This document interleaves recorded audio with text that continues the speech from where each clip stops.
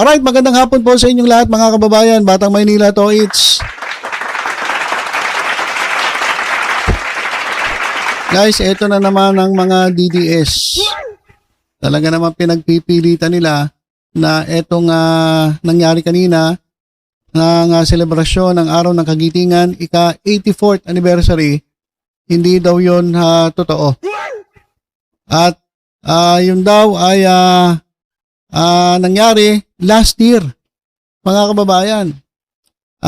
Pares daw yung 83rd anniversary ng Araw ng Kagitingan sa nangyari kanina na 84th anniversary ng Araw ng Kagitingan. So, ito nga, may post sila rito, mga kababayan, no? Ito. Kasi nakita nila to, itong lalaking ito. Ito, mga kababayan, yung 83rd. Dali. Okay, wag mo na yan. Post muna natin yan, mamaya natin play yan. So, ito muna mga kababayan, nakita nila tong lalaking ito. Noong 83rd anniversary ng Araw ng Kagitingan, ayan ang kulit naman ito. Sige na nga, panoorin natin. Ito yung nangyari, 83rd anniversary ng Araw ng Kagitingan. Yan si Presidente Bongbong Marcos, nag-aalay ng bulaklak. Nakita nila yung lalaki sa kabila, yung kalbo. Tapos ito po, nakita rin nila. So, sinasabi nila, parehas na parehas.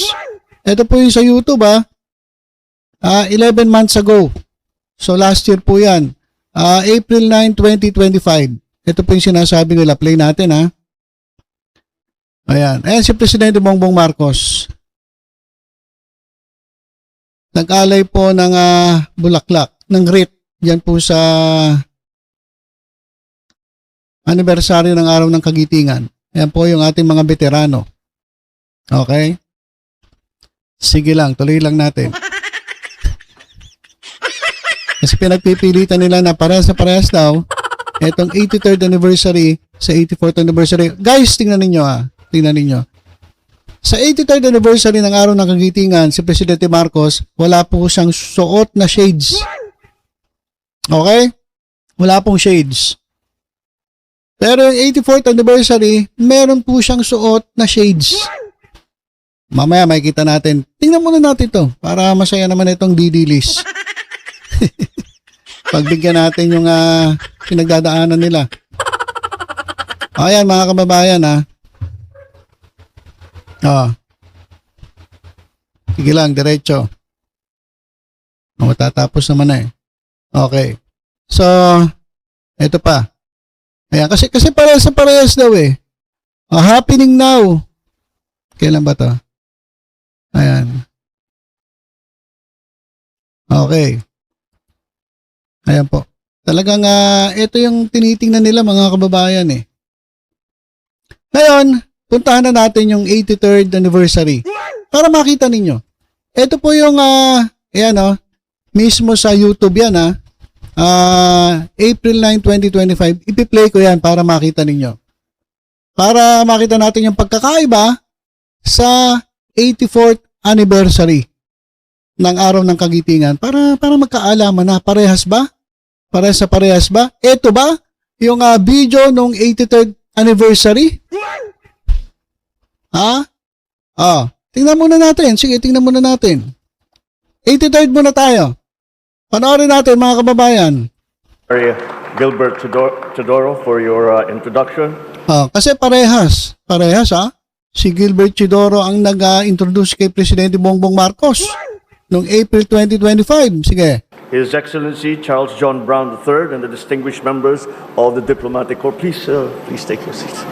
Okay, yan Walang shades ang Pangulong Bongbong Marcos, saka medyo malakas pa. Maano pa kumilos? Kasi wala pa siguro siya masyadong iniinda ng mga panahon na yan. The Japanese Ambassador to the Philippines, His Excellency Endo Kazuya. Endo Kazuya. Imbitado noong 83rd anniversary. Sige. The U.S. Embassy Deputy Chief of Mission, Mr. Robert Ewing. Province of Bataan Governor Jose. Ayan tandaan nyo yung mga yan kasi sabi nila, ba't yan pa rin ang inimbita? Aba malay natin.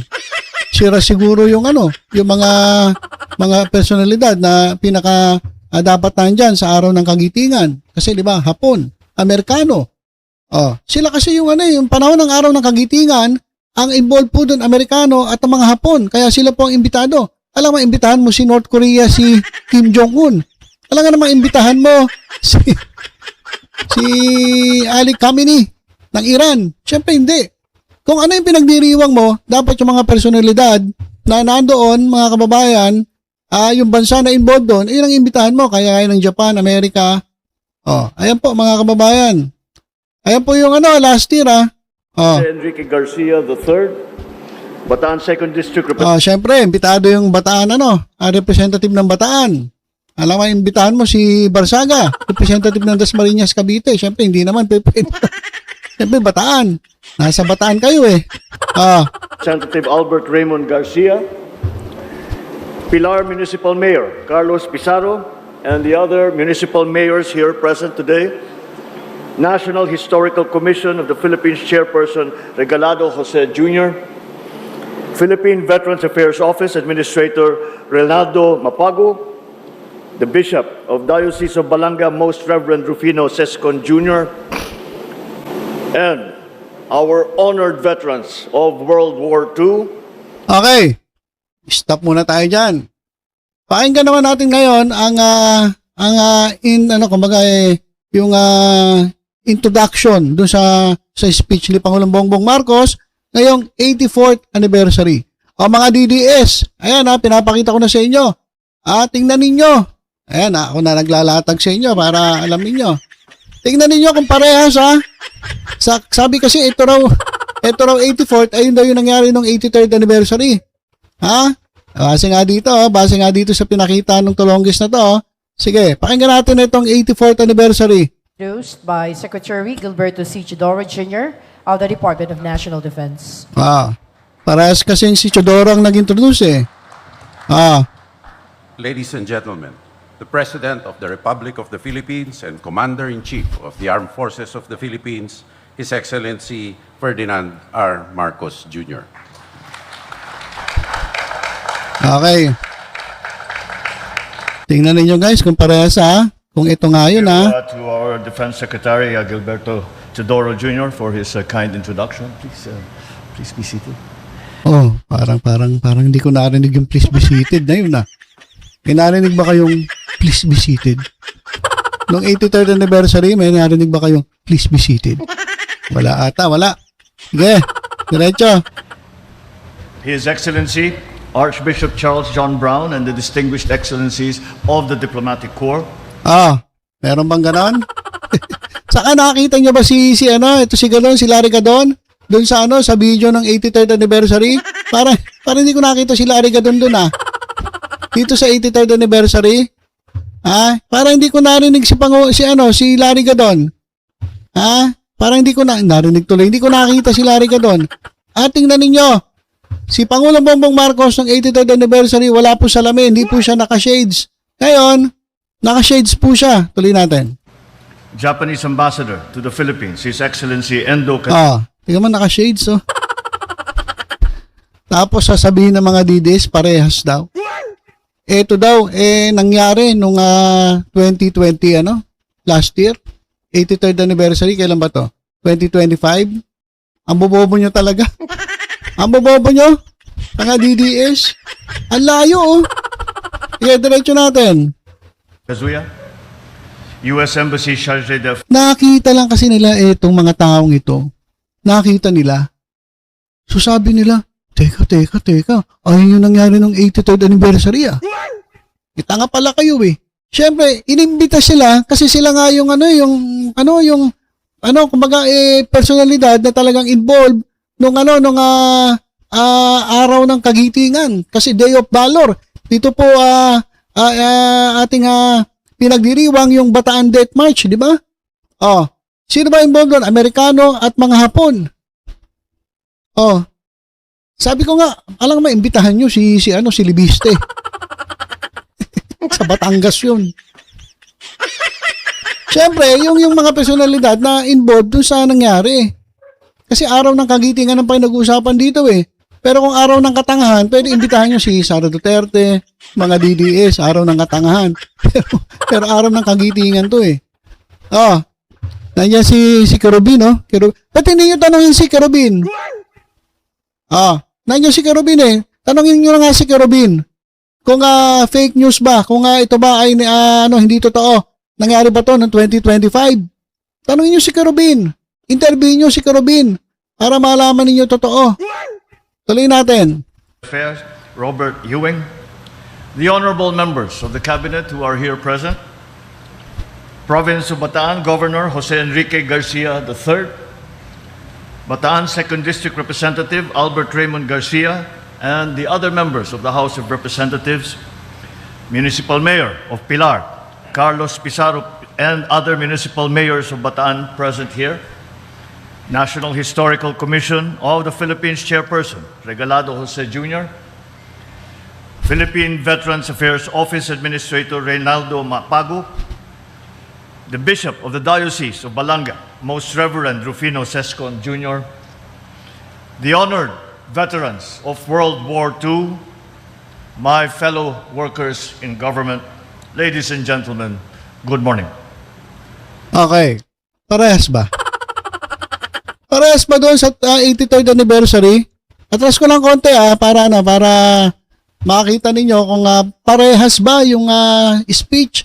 Doon pa lang sa salamin eh. Magkaiba na eh. May salamin ng Pangulo ngayon eh. Noong 2025, wala naman eh. Balikan lang natin para sigurado. Alam nyo naman mga DDS eh. Mga tamang hinala, mga bangag kasi yan eh. Bangag kayo na bangag sa presidente, kayo naman ang bangag.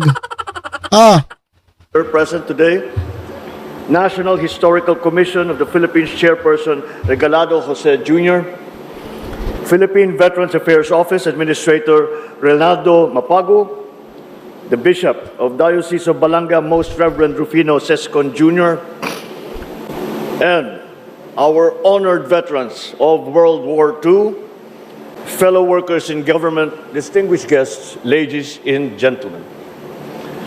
Isang karangalan na parang hindi ko narinig yung sinabi ni Pangulong Bongbong Marcos na, good morning. Dito po kanina may sinabi si Pangulo, good morning. Ito, ulitin natin Bandang huli na. Okay. The honorable members of the cabinet who are here present, Province of Bataan Governor Jose Enrique Garcia III, Bataan 2nd Guys, inuulit-ulit ko para maliwanag para hindi maging alam niyo ng mga tanga-tanga mga DDS. Inuulit-ulit ko para malinaw. Other municipal mayors of Bataan present here, National Historical Commission of the Philippines Chairperson, Regalado Jose. Thank you. Dito pa lang dito pa lang Excellencies of the Tingnan niyo, doon pa lang sa nasa likod 84th anniversary araw ng Kagitingan. Dito mga kababayan, ano nakasulat sa likod? Ano nakasulat? Tingnan natin. Hindi tayo maging tanga katulad ng mga DDS.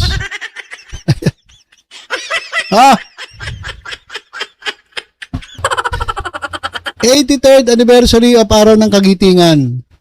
Kanina, 84th anniversary araw ng Kagitingan. Napakalayo naman.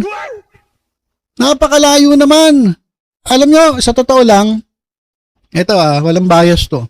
Pinakamaganda siguro kausapin nyo si Kerubin. Kasi si Kerubin, nandyan po ng 84th anniversary ng araw ng Kagitingan. Okay? Siya po siguro makakapagsabi kung talagang totoo itong bidyong ito at talagang nangyari ito ngayong araw ng Kagitingan. Kasi ng 83rd anniversary, parang nandyan din ata siya ito mga kababayan. Di ba? Pare-pares ba yung damit? Ano itsura nung itsura nung mga barong nila? Pare-pares kasi yung barong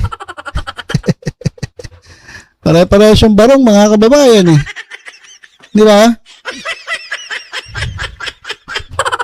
Ang hirap kasi nito kapag kapag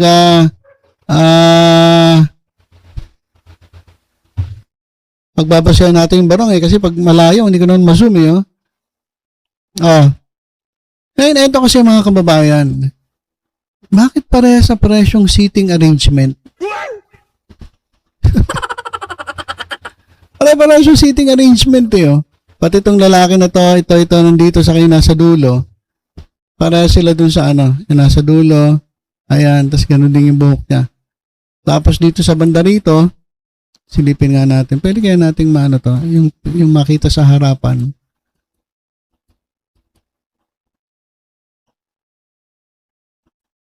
Hindi natin makita ng harapan mga kababayan Ito lang talaga Okay.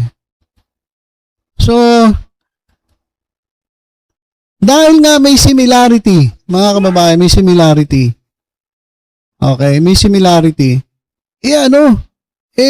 Inisip nila, ito nga yun, nung 83rd anniversary. Ha? Ito yung video na yun. Ha? Ito. Tuloy natin to mga kababayan. Okay. Thank you to the Sir J. the First, AI, Embassy of the United States of America, Mr. Robert Ewing. Well, the guest of honor will now be introduced by Secretary Gilberto C. Chidoro Jr. of the Department of National Defense.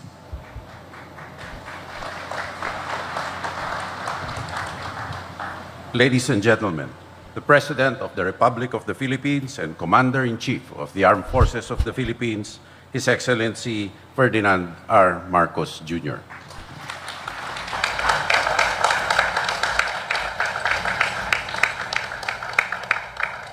Thank you to our Defense Secretary, Gilberto Teodoro Jr., for his kind introduction. Please be seated. His Excellency, Archbishop Charles John Brown, and the distinguished excellencies. Okay. So yan mga kababayan, napaisip din ako dun para parehas yung seating arrangement ng mga nasa harap. Pero iba talaga yung speech. Iba talaga mga kababayan Iba yung speech Iba po yung speech. Kasi pwede mong sabihin na ito nga yung video, ito yung nangyari noong 2025. Kung parehas yung speech, parehas lang yung personalidad na nandun. Pero, mga kababayan, ibang-iba po yung speech magkaiba yung speech Diba? Narinig naman natin Iba yung speech ng Pangulo dun sa 84th anniversary, sa 83rd anniversary. Diba? So siguro, ano pa ba pag-usapan natin? Napakalinaw naman Diba? Napakalinaw naman So, ayan mga kababayan. Pansin ko lang ito si Kerubin nasa gitna ni Presidente at netong lalaki. Pero doon sa video ng 83rd anniversary, nandito sa gilid ni nasa likod ni Chodoro. So, hindi po ito yung video nung 2025. Hinahanap ko nga maigi kasi yun yung tinitingnan ng mga DDS Diba? Merong similarity. Aminado ako, nakikita ko ngayon may similarity. Pero, hindi po siya as in parehas sa parehas. Kasi kung sinasabi nila na ito yung nangyari nung 83rd anniversary, di sana talagang as in parehas sa parehas. Kaso hindi Diba? So, ito mga kababayan, napansin nila. Totoo naman nandito. Nandun yan. Tapos, ayan. Ayan din. Tapos, so ayan din. So, ayan mga kababayan, yung napansin natin. At, malayong-malayo po dun sa 83rd anniversary at 84th anniversary. Okay? So, yung mga hindi po nag-iisip, yung mga madali pong magoyo o mabudol, maniniwala agad kayo. Pero, tingnan nyo maigi yung pagkakaiba. Diba? So, ito mga kababayan, bilang pagtatapos. Sabi kasi ni Tikia, may request siya kay Pangulong Bongbong Marcos na sumipot sa araw ng kagitingan. O ngayon, okay na. Umattend ang Pangulo sa araw ng kagitingan, baka pwede naman daw mag-request. Sabi ni Pebbles, dami mong request na-request si Pebbles. Baka pwede naman, i-lechon ka namin mamaya. para handa namin sa dinner. Kami na raw bahala sa sauce. Sabi ni Pebbles, hindi apple ilalagay ko sa bunganga mo. Ulo ni Sonsa ilalagay ko sa bunganga mo. Lang nga kasi itong mga to. Ang dami request. Kami naman mag-request, sabi ni Pebbles. Pwede ka namin ilitsyon mamaya. Kaya lang, baka mapakla to. Baka mapakla. Kahit litsunin to, hindi ako kakain nito. Okay, so ilan po man mga kababayan, ilan po ang ating update. Medyo kung kasi medyo yung isip mo hindi mo nilalabakan, maloloko ka nila. Talaga mapapaniwala ka nila na yung 83rd anniversary, ito rin yung ipinlay ng 84th anniversary. Kasi gusto nga nilang palabasin na si Presidente Marcos ay hindi nagpapakita dito po sa dito sa atin hindi nagpapakita. Yan ang linaw-linaw naman, naka-live pa. 'Di ba? Na talagang nandoon ang Pangulong Bongbong Marcos sa Bataan kaninang umaga. Okay, so yun lang po muna mga kababayan, tutok-tutok lang po dito sa Batang Maynila Toid. Sa iba pang balita, ingat po tayong lahat. God bless po.